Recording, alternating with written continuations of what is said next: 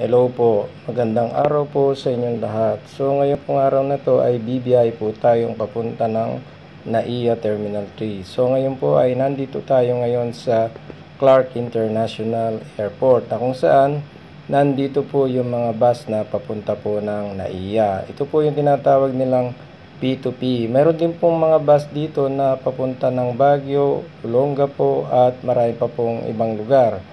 So, visit nyo na lang po yung website ng Genesis. Ano po? At dumating po tayo dito sa Clark ng 12 PM. So, naka-schedule pong na bus. Ito nga po yung papunta ng NAIA. Ang schedule po ng bus na to ay 12:30 as per their schedule. So, ngayon nga po ito at eksaktong 12:30 ay umalis po ang bus papunta ng NAIA. So, alam nyo guys, so ngayon guys may ginagawang tren dito. Ayan guys, yun ang tren na yan na magdudugtong papunta ng Laguna. Ang sabi nila guys from Clark to Laguna ay abot ng 2 oras. So hintayin natin matapos ito at makakapasyal din tayo ng Laguna. So ito na nga guys, at umalis yung bus ng 12:30. Una, dumaan muna siya dun sa may bus station nila, dun sa paradaan ng mga Genesis, at pagkatapos nun ay dumiretso na siya papunta ng SM Clark. Okay guys? So ngayon dito naman sa SM Clark guys, ay may mga pasaheros din siyang pipikapin dito. So ang schedule naman ng bus na to papunta ng NAIA, ang schedule nila ay 1:30. So almost 1 hour after na nag-depart from Clark. No, guys? So dito pipick up siya ng mga pasaheros. Papunta lahat ng NAIA, mga pasaheros dito guys. NAIA Terminal 1, 2, 3 at tsaka 4.